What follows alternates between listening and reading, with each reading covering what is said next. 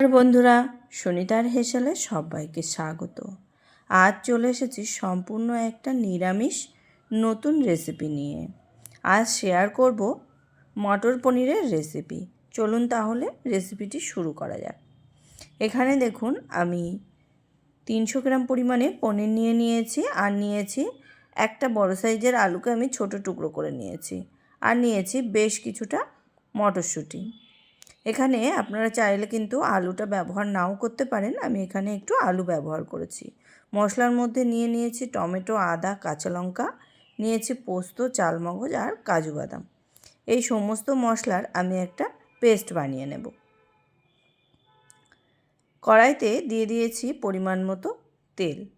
তেলটা খুব ভালো করে গরম হয়ে গেলে তেলের মধ্যে আমি সামান্য একটু লবণ দিয়ে দিয়েছিলাম পনিরটাকে ভেজে নেওয়ার জন্য। এখানে দেখুন অর্ধেকটা পরিমাণে আমি পনির দিয়ে দিয়েছি। এবার পনিরটাকে হালকা লালচে কালার করে ভেজে নেব। খুব বেশি লালচে কিন্তু করব না। আর পনির ভাজার সময় অবশ্যই কিন্তু গ্যাসের আঁচটাকে হাইতে করেই ভাজতে হবে। এতে কি হবে, পনিরের যে সফট ভাবটা সেটা কিন্তু নষ্ট হয়ে যাবে না। পনির সেই একই রকমভাবেই থাকবে, নরম থাকবে। এখানে দেখুন বাকি পনিরগুলোকেও আমি কিন্তু ভেজে নেব। এখানে সমস্ত পনির কিন্তু আমার ভেজে নেওয়া হয়ে গেছে। এবার ওই একই তেলের মধ্যে আমি আলুগুলোকে দিয়ে দেব। এখানে আলু ভাজার সময় আমি কিন্তু কোনো লবণ হলুদের ব্যবহার করিনি। আলুগুলোকে খুব ভালো করে একটু ভেজে নিয়েছি।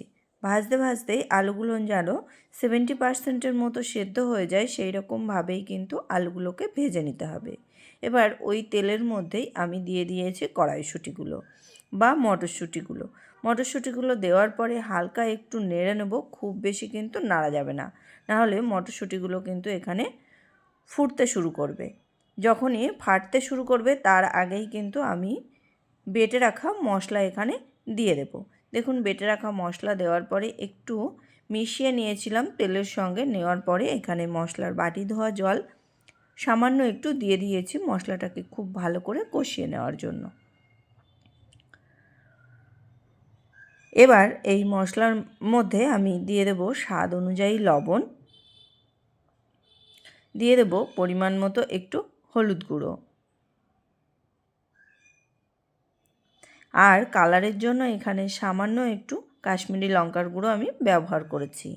ঝালের জন্য কিন্তু কাঁচা লঙ্কাটা ব্যবহার করেছি, আর কালারের জন্য এখানে সামান্য একটু কাশ্মীরি লঙ্কার গুঁড়ো ব্যবহার করেছি।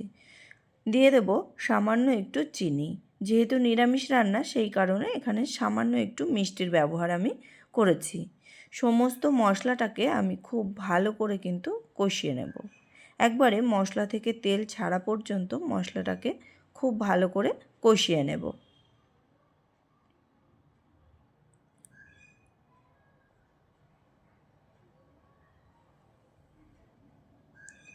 মশলা কিন্তু আমাদের মোটামুটি কষানো হয়ে গেছে, মশলা থেকে তেল ছাড়তে শুরু করেছে।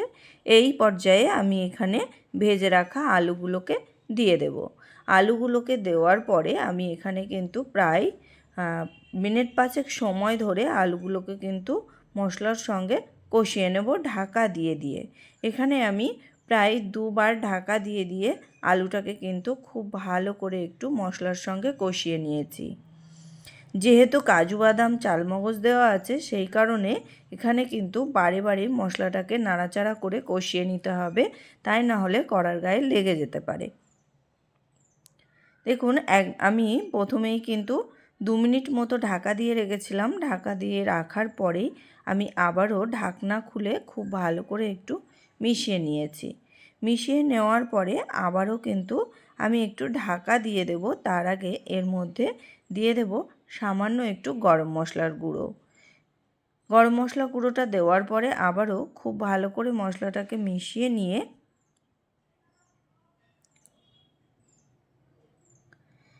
এখানে আমি ঢাকা দিয়ে দিয়েছিলাম আবারও 2 থেকে 3 মিনিটের জন্য। দেখুন মশলা থেকে খুব সুন্দর কিন্তু তেল ছাড়তে শুরু করেছে। এখন আমি এখানে ঝোলের জন্য দিয়ে দেব পরিমাণ মতো গরম জল, আর অবশ্যই কিন্তু একটু গরম জল ব্যবহার করতে হবে। এখানে আমি 2 বাটির মতো জল ব্যবহার করেছি।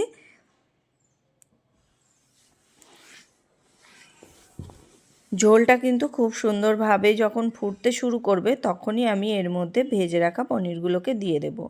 আর আলু কিন্তু আমাদের খুব ভালোভাবেই সেদ্ধ হয়ে গেছে। পনিরগুলো দেওয়ার পরে কিন্তু খুব বেশি আমি ফোটাবো না। খুব বেশি পনির কিন্তু রান্না করলে পনির শক্ত হয়ে যায়।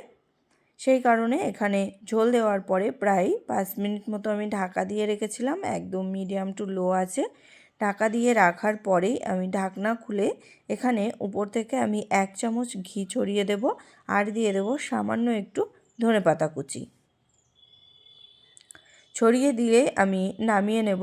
তৈরি হয়ে যাবে আমাদের নিরামিষ মটর পনির। এটা গরম গরম ভাত দিয়ে খেতে কিন্তু ভালোই লাগে, তার থেকেও রুটি, লুচি, পরোটা সবারই সঙ্গে কিন্তু খুবই ভালো যায়। তাহলে বন্ধুরা, আমার এই মটর পনিরের রেসিপি কেমন লাগলো অবশ্যই কিন্তু কমেন্ট করে জানাবেন। যদি ভালো লেগে থাকে তাহলে একটা লাইক করবেন আর সাবস্ক্রাইব করে পাশে থাকার অনুরোধ রইল। আজকের মতো এই পর্যন্তই। আবার দেখা হবে নতুন কোনো রেসিপি নিয়ে। ভালো থাকবেন, সুস্থ থাকবেন। ধন্যবাদ।